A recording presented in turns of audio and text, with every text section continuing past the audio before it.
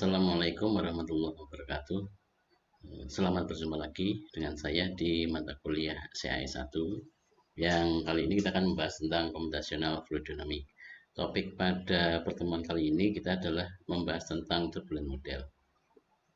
Kalau kita ketahui bahwa aliran di dalam fluida itu tidak semuanya halus-halus saja atau lurus-lurus saja, tetapi ada beberapa fenomena-fenomena yang kemudian secara detail kita bisa lihat adanya bentuk gelombang-gelombang yang berputar-putar atau kemudian arahnya tidak menentu seperti tadi terlihat pada video ini.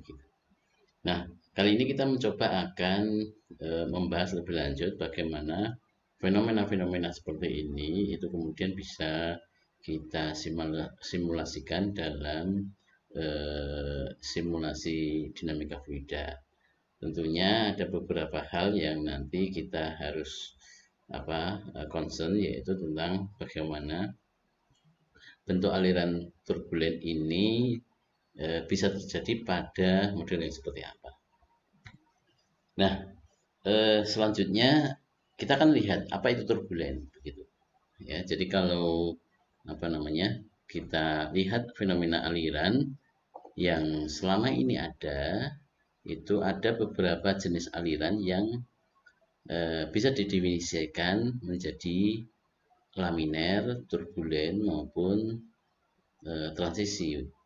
Nah, di perubahan bentuk fenomena itu, rejim itu, area itu sangat dipengaruhi oleh beberapa hal.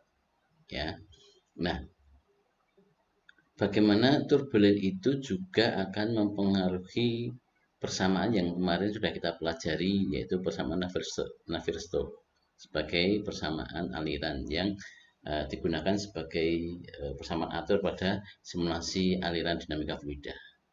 Nah, kemudian juga terkait juga dengan Reynolds averaging, Reynolds stress. Ya, ini contoh bentuk aliran yang kemudian karena adanya polakan dia berputar-putar. Nah, apakah ini kemudian kita sebut sebagai turbulen, nanti akan kita lihat. Nah, semua aliran itu menjadi tidak stabil. Ya, jadi ada istilah instability. Jadi aliran itu menjadi tidak stabil, itu sangat tergantung dari nilai Reynolds yang terjadi, yang ada pada dia. Jadi kita bisa mendefinisikan atau kita bisa menghitung berapa nilai Reynolds yang ada pada sebuah aliran itu. Nah, Reynolds sendiri itu kan merupakan perbandingan antara momen inersia dengan viskositas, begitu ya. Nah, dari nilai Reynolds yang ada itu kita bisa menilai atau kita bisa menentukan bagaimana bentuk atau bagaimana sifat aliran itu gitu. Pada Reynolds rendah, ya, Reynolds rendah berarti nilai viscosity-nya tinggi dibandingkan, cukup tinggi ya, dibandingkan dengan nilai inersia, momen inersianya. Nah, di sini maka akan terjadi yang namanya sifat aliran laminer.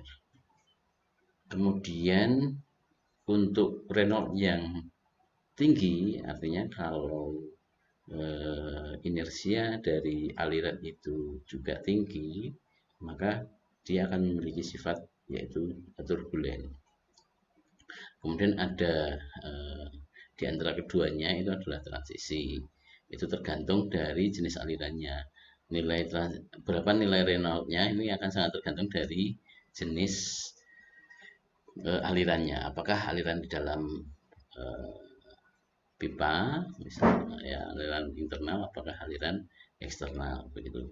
For laminar flow problem, flow can be solved using the conservation equation developed previously. Jadi kemarin persamaan yang kita bahas ada persamaan konservasi equation kemarin itu bisa langsung menyelesaikan untuk kasus-kasus yang laminer. Artinya aliran itu dianggap bahwa dia itu laminer itu dia lurus-lurus saja ya, membentuk lamina-lamina atau lapisan-lapisan, tidak saling bercampur.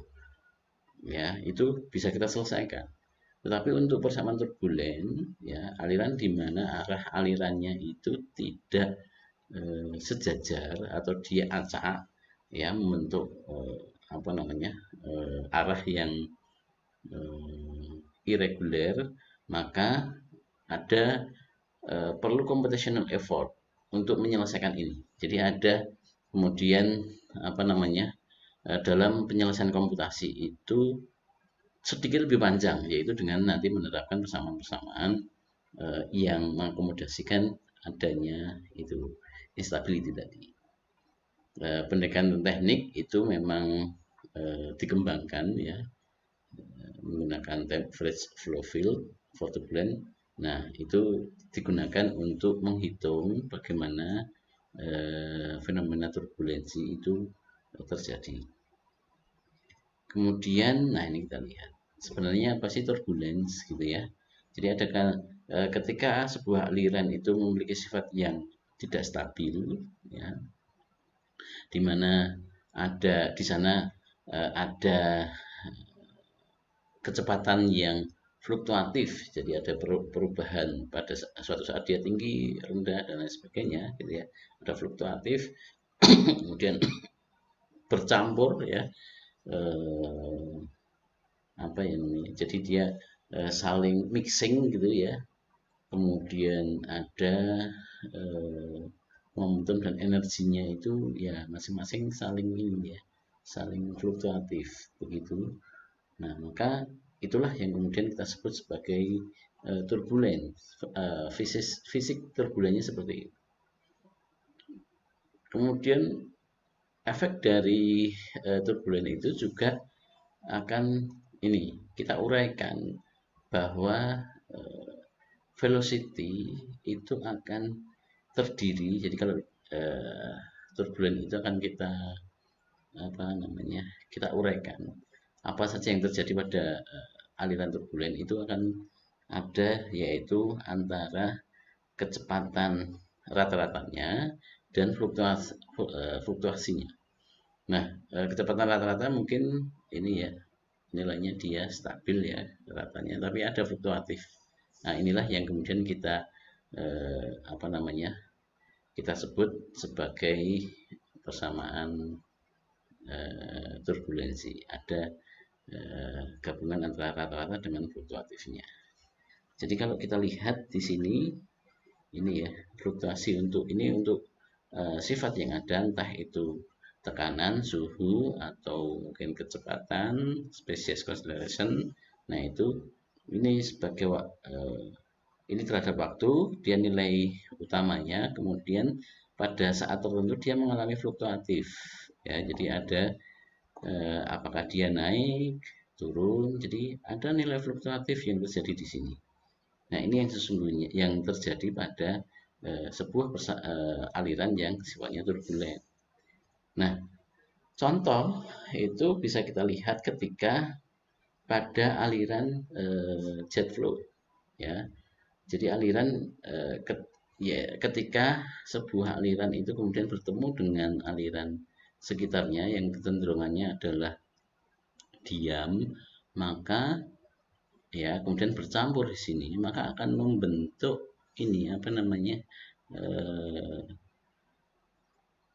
wave atau apa namanya gelombang. Nah, ada gelombang di sini yang kemudian sifat alirannya berbeda antara yang ada di dalam dengan yang ada di luar.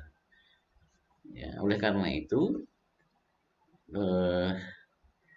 bentuk turbulen ini nanti akan kita bisa apa namanya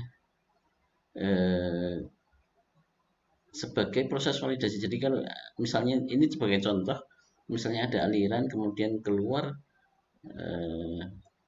dari sebuah nozzle misalnya ya, atau saluran, kemudian bertemu dengan aliran lain yang jalan diam, dia memiliki sifat seperti apa?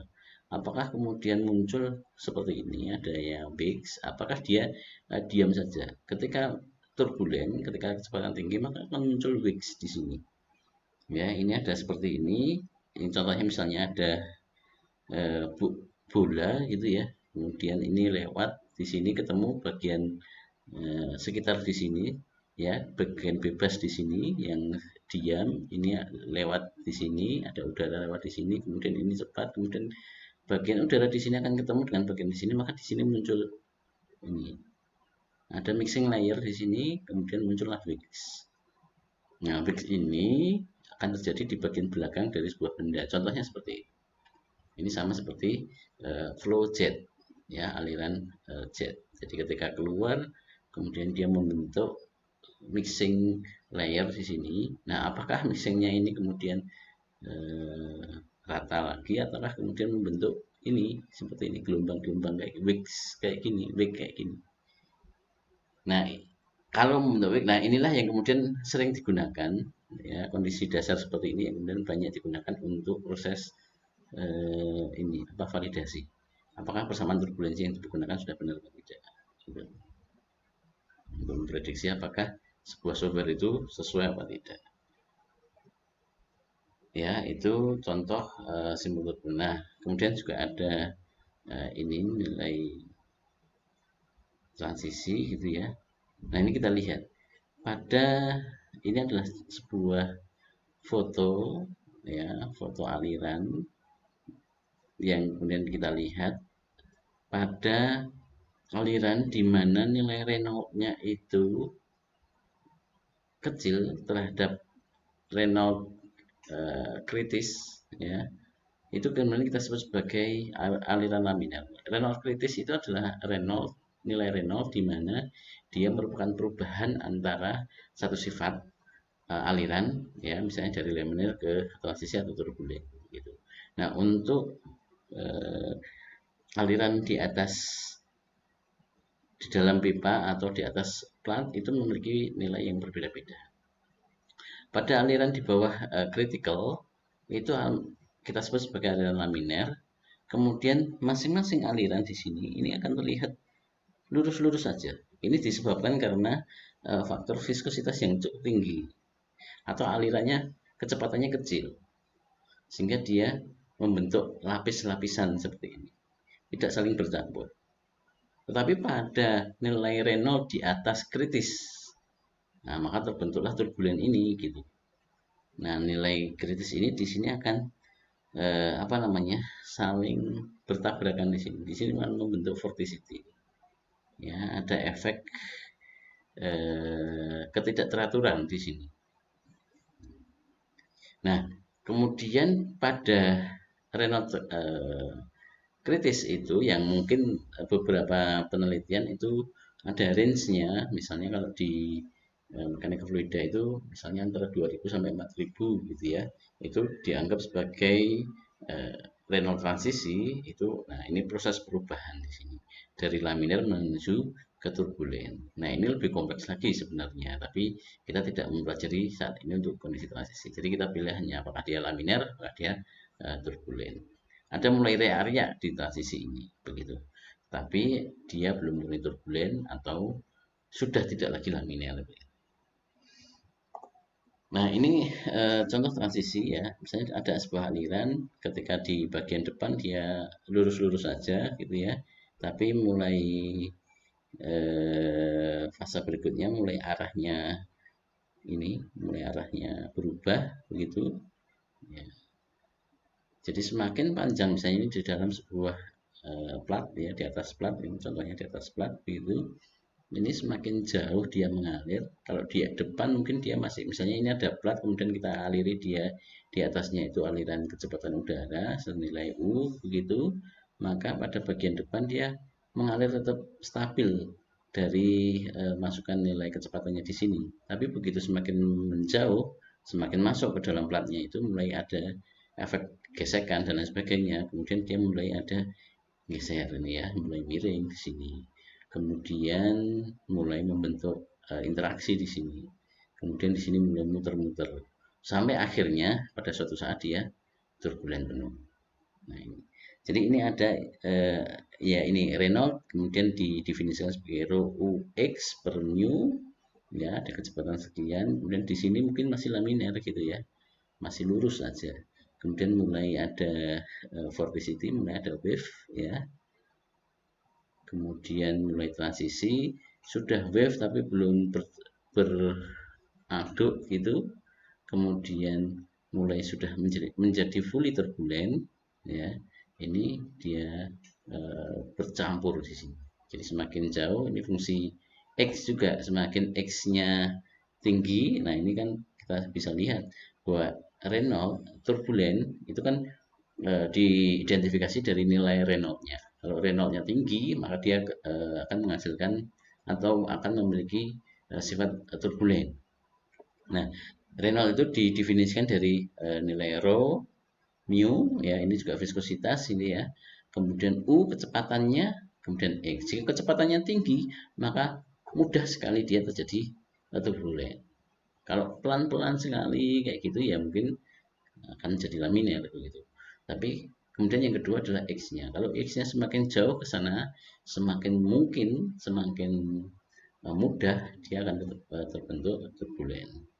Nah, kemudian ini contoh beberapa TS wave ya. Dia mulai ada wave-nya, mulai ada turbulent spot-nya. Nah, ini ya ini foto-foto pada flat plate ya. Jadi aliran di atas plat. Itu dia awalnya mulai ada wave ya, masih lurus tapi mulai ada ini, kemudian mulai ada spot turbulennya, kemudian semakin jauh ini sudah apa namanya turbulent penuh, sudah masing-masing muternya sudah balik. Jadi kalau Anda lihat di apa namanya vektor kecepatannya, arahnya ada yang balik, ada yang ke sana, ada yang ya kemana-mana begitu. Ini contoh yang lain turbulent ya ini. Dan juga ada bagaimana merging of turbulent spot and transition to turbulent in natural flat plate boundary layer. Jadi mulai dari lurus, kemudian mulai ada ini wave, kemudian sampai di sini itu turbulent. Nah, kalau Anda di contoh itu kalau di bendungan itu ya, bendungan itu air dari atas lurus tapi begitu sampai di bawah itu udah ini apa namanya penuh, adanya apa namanya olakan penuh. Nah, ini contohnya juga sama ya. Ini contoh yang lain juga, ini close view of the boundary layer. Nah, ini contoh juga ya, ini seperti ini. Nah, ini contoh kalau di inner channel flow. Jadi kalau misalnya di dalam apa aliran internal, instability and turbulence is also seen in internal flow such as channel and duct. Jadi terjadi juga di aliran internal ya, di dalam pipa itu terjadi. Nah, di sana ada Reynolds number juga. Jadi agak didasari atas berapa nilai Reynolds number-nya.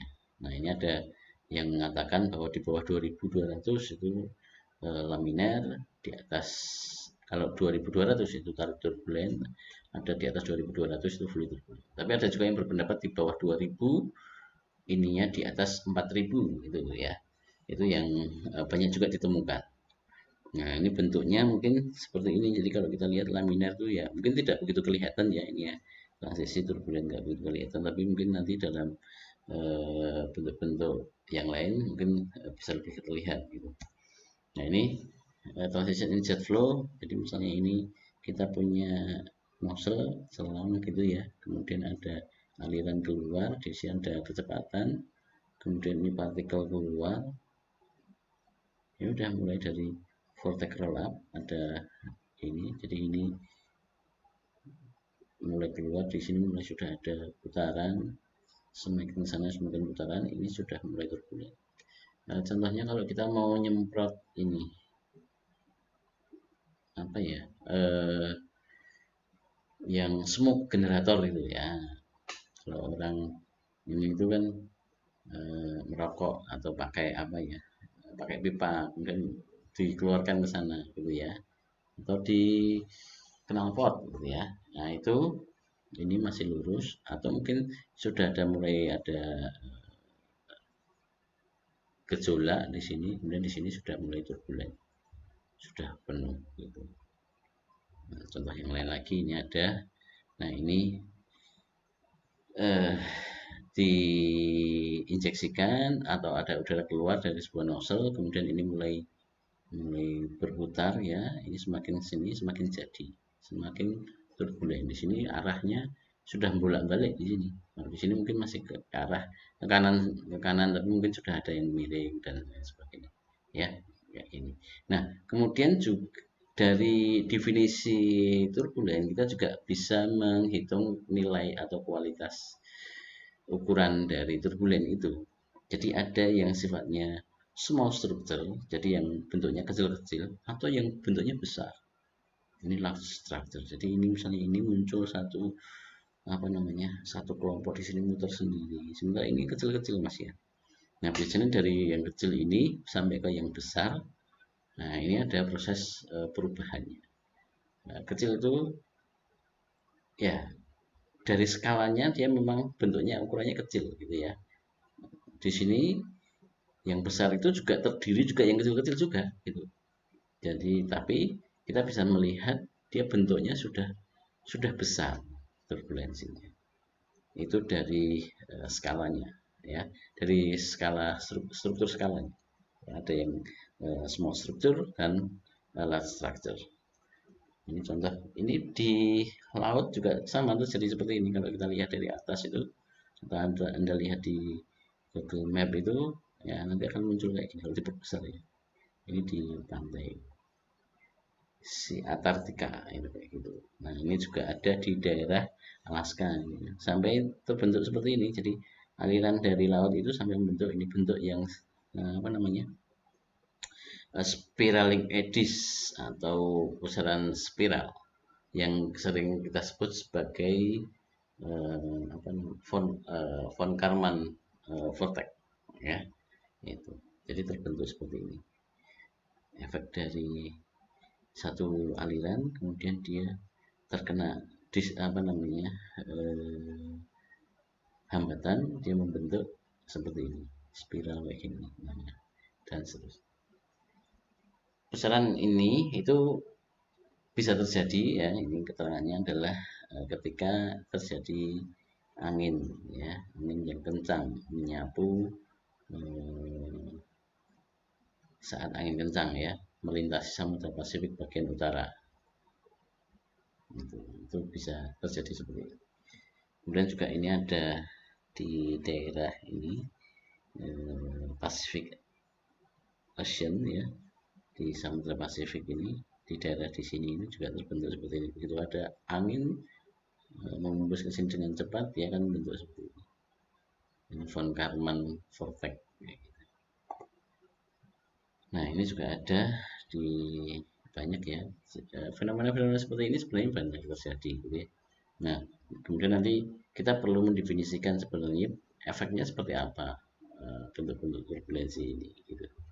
Nah ini contoh smoke ring ya. Jadi kalau ada orang merokok itu dihembuskan menatap ke benda, dia akan seperti ini gitu ya. Ada yang seperti ini, jadi bisa dibentuk macam-macam gitu. Jadi kemudian muncul smoke ring ya, jadi yang kemudian kita sebut sebagai ini smoke ring atau vortex kayak gini ya. Itu kemudian ada contoh ini pembentukan mulai dari lurus, kemudian ada transisi, ini fully turbulen. Nah proses pembentukan aliran turbulen tadi ini tadi seperti di awal tadi kita sebutkan bahwa biasanya kita menggunakan jenis silinder untuk mengidentifikasi nilai turbulensi atau memvalidasi simulasi turbulensi dari fenomena yang ada di silinder kayak gini. Jadi ada beberapa ini yang sudah di-study, yang sudah dipelajari. Di sini misalnya ada aliran melewati silinder dengan kecepatan dari 0 sekian, itu kan bentuknya seperti ini. Ya, di sini akan mengalir seperti ini. Di sini pasti ada balikan di sini. Jadi ini yang kemudian disebut sebagai jet flow tadi. Begitu di sini cepat, kemudian ketemu dengan yang ada di sini. Nah, kalau memang alirannya itu rendah, ya ini terus saja ke sini tidak membentuk apa namanya, ya tidak ada pembalikan. Jadi balik lagi ke sana. Semakin cepat Renault-nya, ya, ya mulai ada sedikit gitu, tapi masih tetap. Ya, Renault 26 ini sudah ada apa namanya, vorticity ya, pusaran itu di sini. Ya, di sini nanti ada yang namanya separasi, tapi tetap di sini nanti masuk ketemu lagi laminar. Kemudian di sini naik lagi di 30 sudah mulai muncul lebih besar efeknya ya. Begitu sampai di 2000 ini sudah full ya, full turbulent. Kemudian di sini mungkin masih balik lagi setelah sekian panjang begitu di 2000, atau mungkin ya agak lambat ya karena di 2000 sudah mendekati turbulent ya, tapi di sini sudah benar-benar turbulent ini di bagian belakang. Nah, kalau di 10.000 ini sudah begitu kena disturbance, ada halangan di sini sudah terbentuk turbulensi dan dia akan membawa terus dan dia akan menyebar. Nah, seperti video yang tadi gitu ya. Ini efek dari sebuah aliran dengan nilai Reynolds tertentu gitu. Nah, ini high Reynolds number, ini begitu ada ke sana ini seperti itu, turbulent high Reynolds number jet ya. Jadi ada aliran keluar di sini, kemudian di sini bercampur dengan luar, walaupun ini tidak akan mengaruhi banyak ke sana, tapi di sini sendiri interface yang terkena antara di sini dengan ini itu akan terbentuk gelombang-gelombang. Ada wave di sini ada mixing ya. Di sebagian luar ini laminar ya, tapi begitu ini tercampur maka yang bagian ini menjadi turbulent gitu. Kemudian ini turbulent flow chaotic gitu ya. Ini menyebabkan fenomena turbulent itu irregular, random. Jadi dia itu tadi ya tidak tertentu dan random gitu, sehingga bentuknya seperti apa memang pendekatannya sulit untuk dilakukan ya. Jadi ya kemudian muncullah di sini adalah chaos gitu ya. Jadi ya kalau semuanya tidak terkendali bisa menjadi chaos kayak gini. Jadi kalau turbulent kayak gini semuanya ada yang lari ke sana, ada yang lari ke sini gitu ya. Itu ya kemudian bisa menjadi chaos. Tapi tidak semua chaos itu turbulent ya. Jadi ingat bahwa turbulent itu kemudian bisa menyebabkan chaos ya, karena memang alirannya tidak ter apa namanya bisa teratur ya, tapi tidak mesti kalau apa ya, memang dari sumbernya sudah memang tidak teratur. Kemudian kalau dia Reynolds-nya rendah ya tidak kemudian disebut sebagai turbulent. Jadi turbulent itu berdasarkan apa namanya perbandingan nilai tadi viscosity, inersia dan viscosity tadi itu. Selanjutnya adalah turbulent diffusivity. Jadi pada aliran turbulent, diffusivity atau kemampuan pencampuran itu cukup tinggi. Aliran turbulent itu mudah sekali melakukan pencampuran dengan fluida di sekitarnya. Meskipun demikian, ketika terjadi olahan itu tidak kemudian menyebabkan seluruh aliran di sekitarnya itu menjadi apa namanya fluktuasi semuanya atau menjadi turbulent semuanya ya. Jadi hanya pada bagian yang tercampur yang dilewati oleh turbulent itu ya, dilewati aliran turbulent itu yang kemudian mixing begitu. Nah, pemanfaatan difusivitas dari fluida turbulent itu biasanya digunakan pada beberapa pemanfaatan untuk proses pencampuran seperti pencampuran udara dengan bahan bakar misalnya, bagaimana kita mengkondisikan sebuah aliran itu sehingga difusivitasnya bisa naik dengan cara misalnya meningkatkan kecepatan, atau kita buat alirannya itu vorticity, membentuk vorticity gitu ya, sehingga proses pencampuran itu menjadi baik, homogen begitu ya, bisa bercampur dengan baik. Nah, itulah yang salah satu manfaat dari aliran turbulen begitu. Selanjutnya adalah sifat disipasi. Turbulence itu juga memiliki sifat disipasi. Sifat disipasi itu adalah kemampuan untuk melepaskan energi. Efek dari bentuk aliran atau arah aliran yang irregular tadi itu menyebabkan bahwa energi kinetik yang dibawa oleh aliran itu lebih mudah untuk dilepaskan, menjadi diubah bentuknya menjadi panas sehingga bisa terlepas dari energinya, sehingga ketika sebuah fluida yang sifatnya turbulen itu tidak memiliki sumber sumber suplai energi kontinu, maka dia cepat sekali habis. Misalnya sebuah aliran yang kemudian dia bergerak, misalnya wedus gembel gitu ya, bergerak dari atas ke bawah. Kalau dia sifatnya laminer itu bisa sampai jauh sekali gitu ya pergerakannya, tapi karena dia turbulen maka efek dari irregular tadi, kemudian gesekan tadi menyebabkan lebih cepat dia melepaskan energinya, sehingga dia hanya mungkin mengalir, energi yang besar itu mengalir mungkin sekian jauhnya. Bisa dibayangkan kalau dia laminer pasti bisa sangat jauh begitu.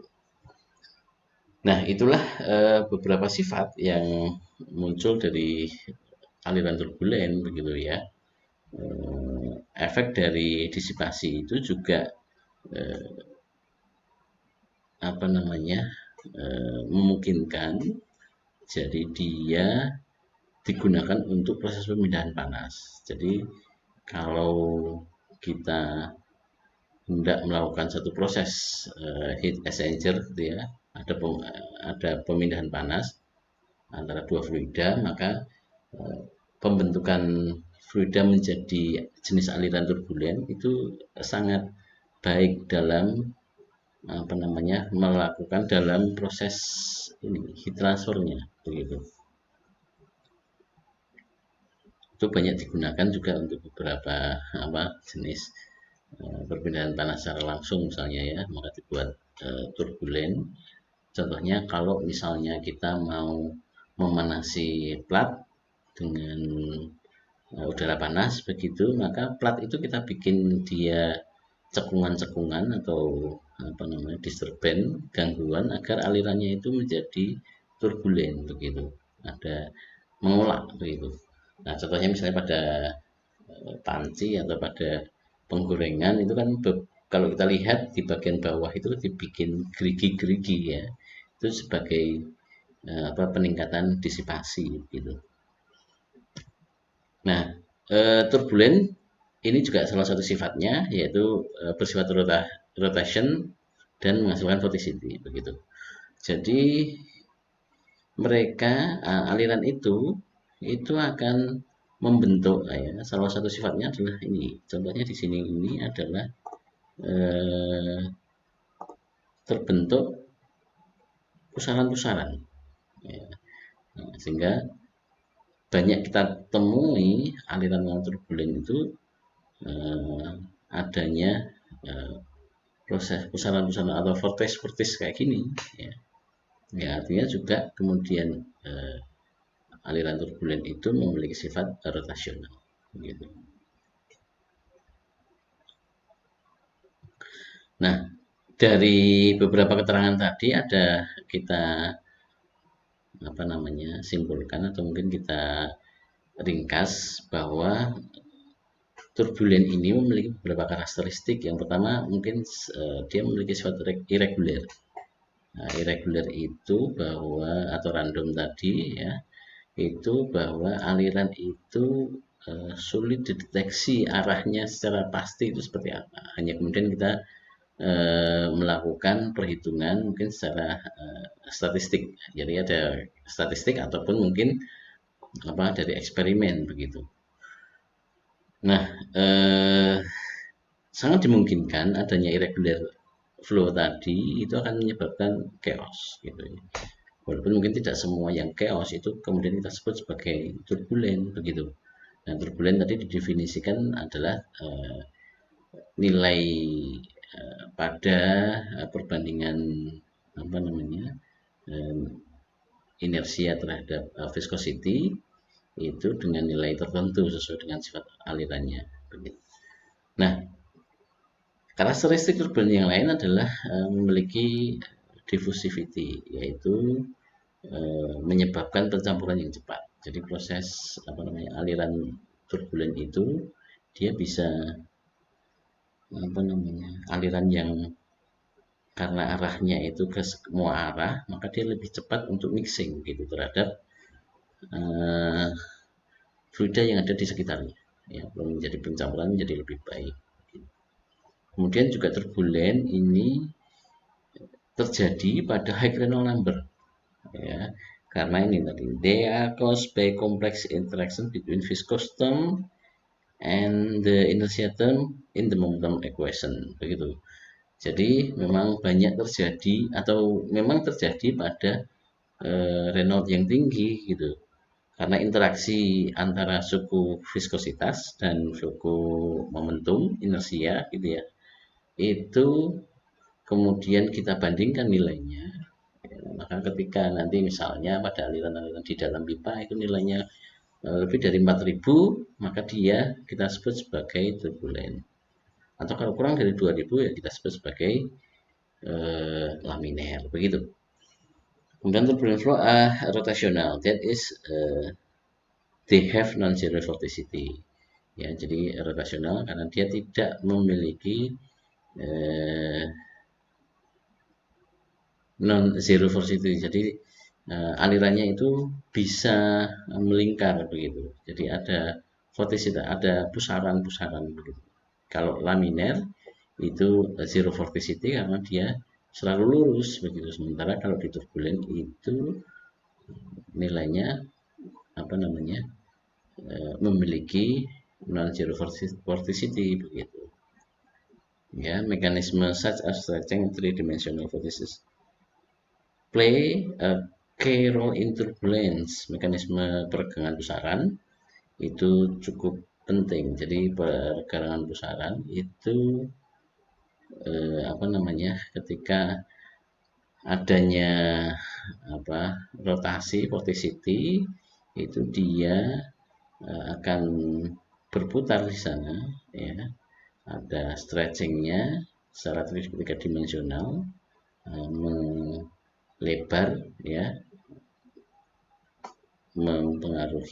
mungkin bisa mempengaruhi aliran yang lain begitu. Kemudian yang lain adalah sifat disipatif. Disipatif ini adalah kemampuan untuk melepas atau mengubah energi dari energi kinetik tadi ke heat, ya ini yang kemudian melepaskan energi tadi. Jadi ada proses perpindahan kalor di sana. Kemudian continuum fenomena, even the smallest eddies significantly large than the molecular scale. Jadi turbulen ini memiliki sifat kontinum, ya. Jadi pada small eddies, pada pusaran yang kecil itu lebih signifikan daripada skala molekuler. Nah, jadi memang ukurannya bisa kecil gitu. Maka di turbulen itu memiliki persamaan sendiri, ya. Jadi dia akan ada persamaan yang mengatur tentang turbulen itu sendiri gitu ya, karena tadi nilainya small eddies, ya, itu lebih nilainya itu lebih tinggi lebih besar daripada molecular scale gitu. Kemudian turbulent flow, flow. Turbulent is a feature of fluid flow. Jadi turbulent itu ya kemudian fitur dari aliran fluida begitu. Saat Reynolds-nya tinggi, maka dynamic of turbulence and the same whether the fluid is actual fluid or gas. Jadi kalau nilai Reynolds-nya tinggi, apakah dia itu fluida, cairan ya, ini mungkin ya maksudnya adalah cairan, apakah dia gas, itu ya sifatnya sama. Tergantung nanti adalah bentuk jenis alirannya, apakah internal apakah eksternal gitu. Tapi semua sifat most dynamic and then independent of the properties of the fluid. Sebagian besar dinamika fluidanya ya, dinamikanya itu independen, tidak tergantung pada properties of the fluid. Jadi memang apa namanya,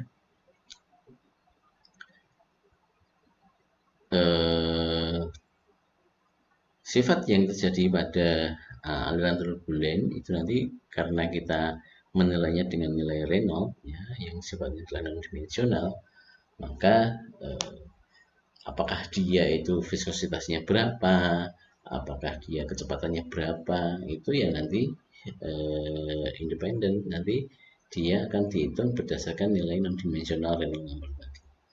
Ya, jadi kalau tidak bisa hanya dari satu properti saja gitu. Nah, ini adalah nilai scale ukuran dari energi spektrumnya ya. Dari persamaan turbulensi itu dia memiliki ukuran skala perhitungannya begitu ya. Nah, ada tadi kalau di depan kita sudah bahas ininya bahwa turbulen itu berubah mulai dari skala yang kecil sampai dengan skala yang besar gitu ya, memiliki beberapa tahapan gitu ya, mulai dari yang Kolmogorov scale yang kecil sampai kemudian membentuk pada bentuk-bentuk yang large eddy, yang bentuk-bentuk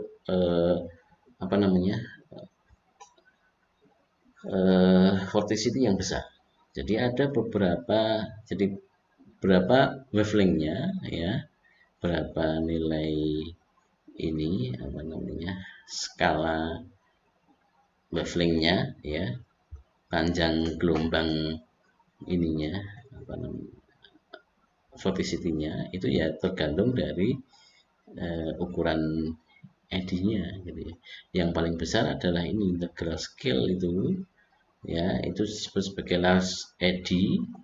Yang paling besar itu didefinisikan sebagai K dalam nilai K pangkat 3/2 per epsilon. K itu adalah turbulent kinetic energinya, satuannya adalah meter kuadrat per second. Epsilon itu adalah energi disipasinya ya. Kemudian mu itu kinematic viscosity. Nah, kemudian ini yang paling besar. Kemudian skala yang paling yang tengah adalah ini length scale at which turbulence is isotropic ya, isotropic. Taylor microscale itu sebesar 15 nu u kuadrat per epsilon pangkat 1/2. Ini yang lebih kecil lagi. Jadi bagaimana ukuran edisnya itu terbentuk ya tergantung dari nilai ini begitu. Semakin jauh ya, semakin besar ya semakin besar edinya. Tapi yang paling kecil, yang paling ukuran tadi, yang paling kecil dari energi spektrumnya itu pada skala Kolmogorov, di mana ini adalah skala yang paling kecil, pembentukan turbulensi paling kecil. Itu memiliki skala nu kalikan epsilon pangkat 1/4 ya, dan time scale-nya nu per epsilon pangkat 1/2 begitu. Ini adalah nilainya. Nah, untuk apa kita bisa mengetahui ini? Ini nanti akan kita gunakan pada pembahasan khusus tentang Kolmogorov. Jadi, bagaimana turbulen itu terbentuk pada skala yang paling kecil, kaitannya dengan komputasi, itu turbulen itu kalau kita tidak mendefinisikan berapa nilai skala length scale-nya turbulen ini, maka dia tidak akan kedeteksi. Ya, karena memang di laminar itu tidak ada nilai vorticity-nya. Jadi skala energinya, skala vorticity-nya menjadi sangat kecil. Nah, sementara kita akan mendefinisikan dalam beberapa bentuk ini, skala ini. Nah, yang paling kecil adalah artinya eh, proses turbulensi dalam aliran fluida itu terdeteksi kalau kita berhasil mendeteksi skala Kolmogorov. Tapi ini menjadi sangat kecil, nanti nilainya adalah sebesar ini. Ini sangat kecil sekali. Nah, nanti tantangannya adalah kita bagaimana kita bisa mendefinisikan untuk yang skala besar. Apakah semuanya harus kita skalakan kecil? Nah, nanti kita bahas khusus di topik Kolmogorov. Nah, selanjutnya adalah ini vorticity and vortex stretching.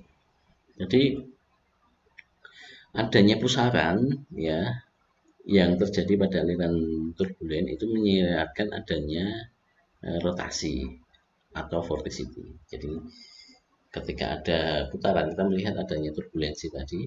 Ya, kita lihat di depan tadi contoh-contoh aliran turbulen tadi adanya akan terbentuk satu putaran. Di sana adanya rotasi atau vortisitas. Vortisitas itu terkonsentrasi di sepanjang garis atau pusaran yang apa namanya mengecil begitu ya. Ya, jadi dia terkonsentrasi ada bentuk-bentuk memutar di sana. Ketika akhir dari garis pusaran itu bergerak secara acak ya menjauh gitu jadi kecil kemudian membesar begitu, garis pusaran bertambah panjang ya tapi diameternya berkurang. Nanti kita lihat ini eh, vorticitas increase because angular momentum is nearly conserved. Jadi vorticitas itu meningkat karena momentum sudutnya ya hampir kekal. Ya, jadi vorticitas itu akan naik ya karena sudut gerakan angular momentum itu selalu ada di situ ya. Kemudian kinetic energy juga akan naik dengan kecepatan yang setara dengan work done by large scale motion that stretch the bundle. Jadi setara dengan gerakan yang dilakukan tadi, nilai energi yang dilakukan tadi. Jadi kinetic energy itu akan naik juga ketika apa namanya ukuran ini gerakannya itu meningkat begitu. Jadi semakin keras, semakin apa namanya kencang alirannya, maka kinetic energinya juga akan semakin naik begitu. Viscous dissipasi in the small eddies convert kinetic energy into thermal energy. Jadi disipasi disipasi ya viscosity, viscous kekentalan, disipasi itu mengubah energi kinetik. Jadi di yang viscous yang di bagian yang paling kecil itu akan mengubah energi kinetik ke thermal energy. Kemudian vortex stretch itu jadi apa namanya proses stretching ya, peningkatan vortex stretching cascade process maintain the turbulent and dissipation approximately equal to the rate of reduction turbulent kinetic energy. Jadi proses stretching atau stretching itu apa ya peregangan itu memiliki apa namanya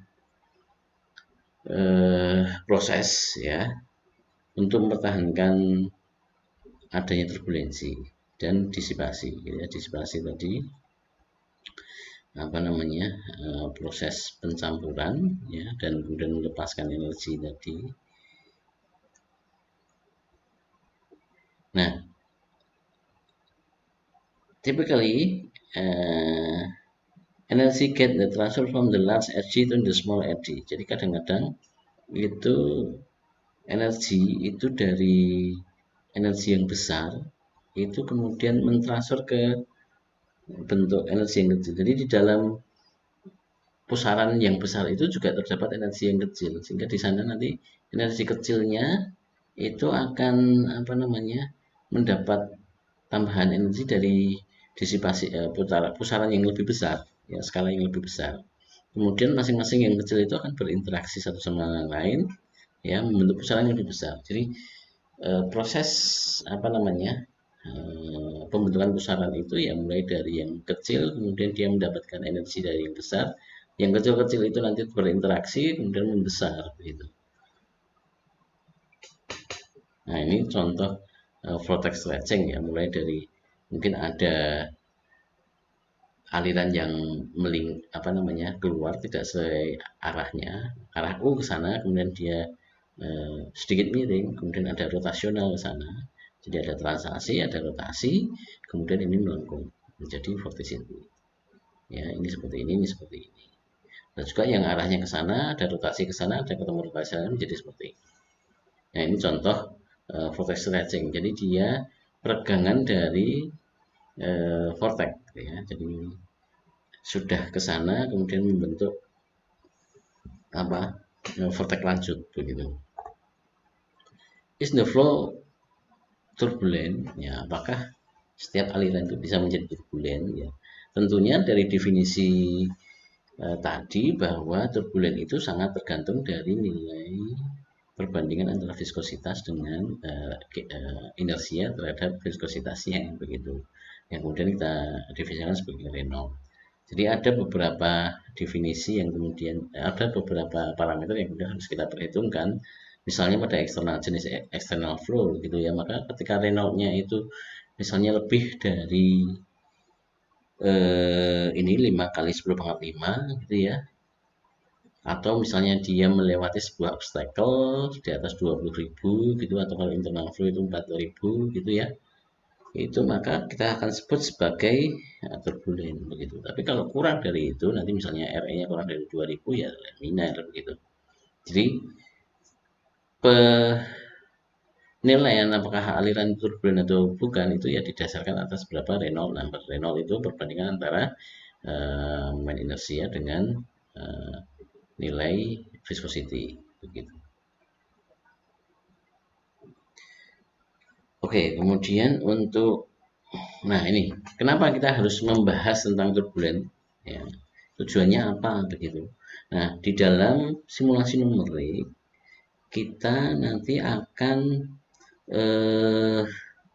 perlu menambahkan model turbulen ini karena kemarin yang kita bahas di governing equation atau persamaan aturnya itu konservasi massa, momentum, kemudian energi itu belum memfasilitasi adanya ini irregular flow tadi, adanya turbulen aliran turbulen tadi gitu.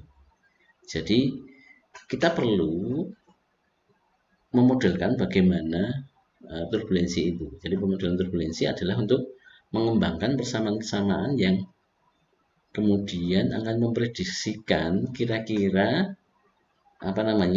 bagaimana karakteristik aliran itu ketika dia mengalami ini tadi efek-efek turbulensi tadi gitu ya, adanya vorticity, kemudian disipasi dan lain sebagainya ya, yang tadi beberapa karakteristik turbulen tadi itu. Nah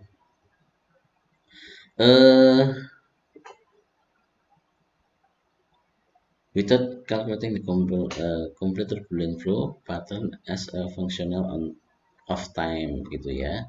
Jadi ini lebih dengan kita nanti ada beberapa teknik yang bisa dikembangkan dalam rangka memodelkan ini tadi, yaitu dengan cara time of reach velocity ya, menggunakan waktu rata-rata kecepatan tekanan. Jadi kan kalau tadi kita lihat di persamaan awal itu bahwa turbulen itu merupakan gabungan antara kecepatan rata-rata dengan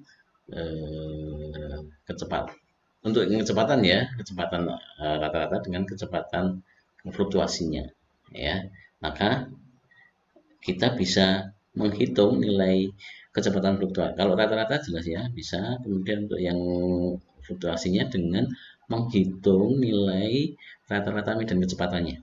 Begitu yang kemudian kita nanti akan sebut sebagai average, time average, apa namanya, turbulent model gitu ya. Itu. Nah, dengan menghitung, jadi kita tidak perlu menghitung secara detail. Nanti penjelasannya ada di apa namanya, kenapa kita menggunakan itu, nanti menggunakan di volume growth tadi, nanti akan kita bahas khusus gitu. Jadi dengan menggunakan prediksi rata-rata waktu, medan kecepatan, tekanan atau temperatur gitu ya, kita akan bisa menghemat waktu. Kemudian most of the time it is all we need to know gitu ya. Jadi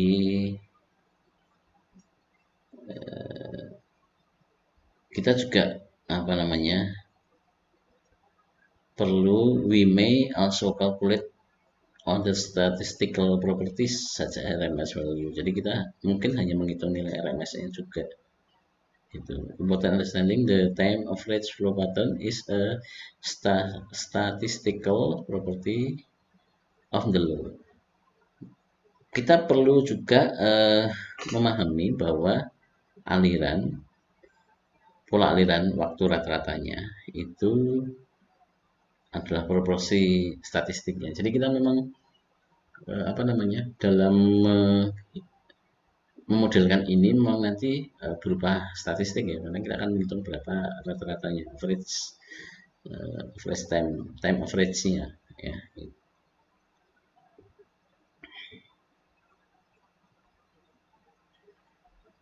Oke ya, jadi tujuannya tadi adalah untuk memastikan bahwa persamaan yang nanti akan kita turunkan dari governing equation-nya itu bisa mengakomodasikan bentuk-bentuk yang irregular, yang bentuk-bentuk turbulen tadi.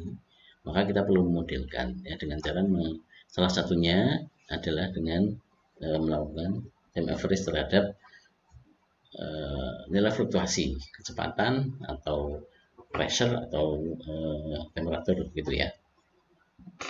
Kemudian example flow around the cylinder, ini contohnya. Ini contoh alirannya, yang ini adalah eksperimental.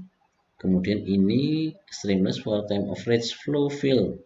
Nah, jadi ini menggunakan streamline ya, yang dihitung adalah streamline menggunakan average flow field. Ya, lihat ini ya, ada sedikit perbedaan.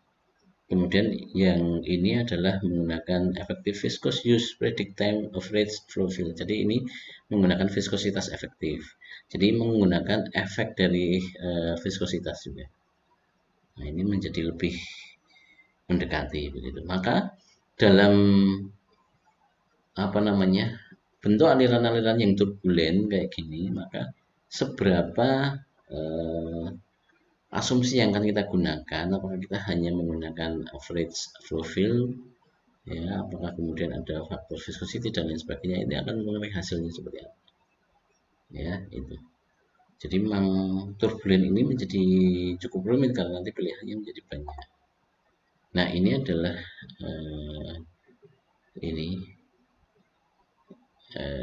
uraiannya ya. Jadi kalau misalnya saya punya P ya, properti P ini nanti sebagai nilai apa yang akan kita hitung, maka nilai rata-ratanya P itu kan adalah 1 per delta T mulai dari 0 sampai delta T P T dt kan gitu ya. Jadi kita akan membaginya karena nilainya itu apa namanya, terhadap waktu, kita akan membagi dalam satu satuan waktu tertentu ya, yang nilainya adalah dt ini. Jadi kita pecah-pecah dalam sekian satuan waktu tertentu. Maka Misalnya ini kecepatan ya kecepatan, misalnya ini tekanan ya tekanan, dan seterusnya. Kemudian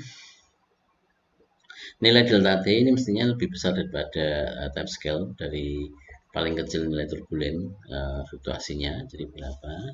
Kemudian kita punya time dependence-nya adalah ini ya, Pt sama dengan P plus P turunannya T, kemudian shorthand ya, ditulis dalam seperti ini. Kemudian definisinya tadi ya, P rata-ratanya adalah seperti ini. Kemudian informasi mengenai bagian aliran yang berfluktuasi dari akar RMS-nya. Nah, nanti kita dapatkan nilai rata-rata root square mean-nya ya dari akar P turunannya ini dikuadratkan kemudian di akar, itu kita dapatkan uraiannya adalah seperti ini. Seperti dari 0 sampai T, P turunan P kuadrat dt pangkat setengah. Nah ini. Kemudian untuk velocity decomposition, jadi uraiannya untuk velocity ya kemudian tadi U sama dengan U kali ditambah U turunannya ya.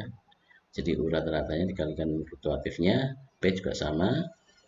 Nilai kinetic energi ya, kappa itu sebenarnya setengah U rata-rata kuadrat per fluktuatif kuadrat di rata-rata gitu ya. Ini sama turbulent intensity-nya didefinisikan sebagai ini. Kemudian continuation-nya kemarin kita dapatkan div U ya, div U sama dengan 0. Ini persamaannya kita lihat kembali di persamaan yang kemarin bisa mengatur. Sehingga next step time average the momentum equation, ini kemudian this result in linear equation. Jadi kita akan menghitung rata-rata momentum equation-nya seperti apa, yang itu akan dimasukkan dalam nilai Reynolds-nya. Nah ini kalau dilihat turbulent flow dalam linear equation, jadi kalau setelah dimasukkan kalau sama momentumnya itu dituliskan dalam seperti ini ya, d rho u per dt div rho uu ya, seperti ini. Kemudian ada tambahan ini, begitu ya. Ini yang sebagai average apa tadi ini average momentum equation untuk turbulent kinetic energy dan intensity ini ya. Kemudian ini untuk sumbu X, sumbu Y, dan sumbu Z ada tambahan apa namanya ini turbulennya seperti ini. Nah kalau dilihat misalnya ini di Reynolds stress-nya, kita kemarin kan sudah mendapatkan ini ya untuk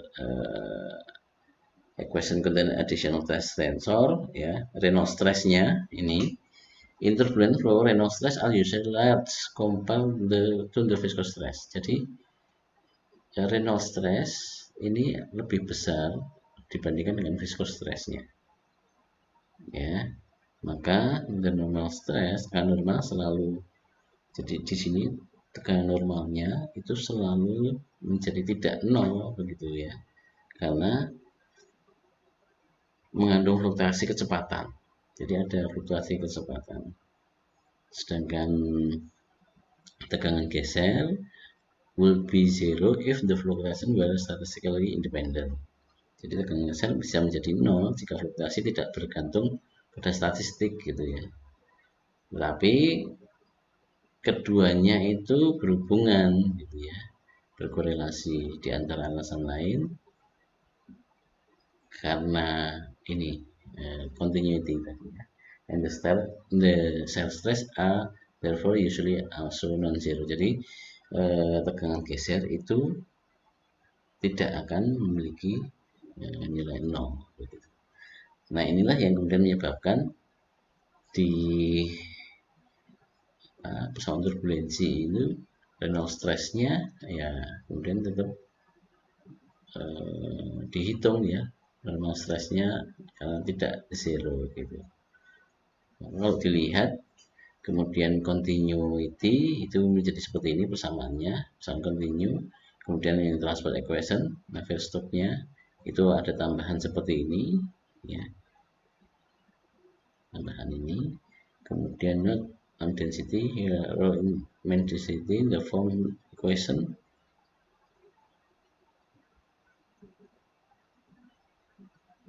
This form of the equation is suitable. Bentuk persamaan ini cocok untuk perubahan densitas rata-rata, ya.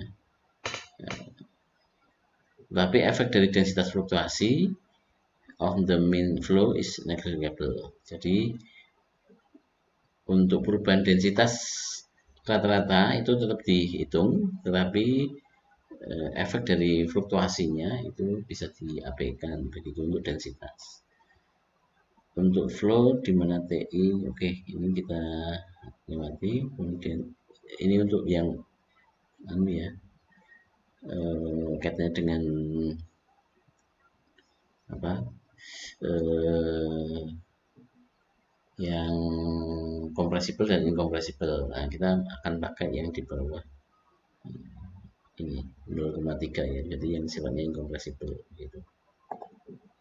Nah, sebagai ini closing modeling untuk turbulence, jadi the time of rate equation now contains 6 additional unknown in the momentum equation. Jadi persamaan rata-rata waktu yang tadi sudah ditambahkan di persamaan atur, ya, itu ada tambahan, ada 6 additional unknown, ya, ada 6 suku yang tidak diketahui di sebelumnya, di persamaan momentum sebelumnya. Jadi memang perlu ditambahkan. Karena apa? Karena tadi ada skala yang kecil yang memang kemudian berefek secara molekuler, gitu, perubahan efek perubahan bentuknya, ya. Additional unknown, ya, hal yang tidak diketahui juga, ya, ini sudah dimasukkan, ya. Turbulent flow are usually quite complex and there are no simple formula for this additional term. Di arus turbulent biasanya cukup kompleks dan tidak ada rumus sederhana untuk suku tambahan ini. Paling tidak bentuk yang turbulent tadi itu kita bisa mewakilinya dalam ini time average equation tadi. Nanti ada beberapa macam jenis time average equation-nya itu, ya. Jadi istilahnya ada RANS, Reynolds average itu, ya. Nanti akan kita bahas khusus di sana. Ini baru formulanya untuk turbulent. The mass task of turbulent modeling, tugas utama dari pemodelan turbulensi adalah mengembangkan prosedur komputasi dan akuratan yang umum memadai, ya, untuk engineer agar mampu memprediksikan bagaimana Reynolds stress dan skala transport terms. Jadi suku Reynolds stress dan skala transportnya, ya.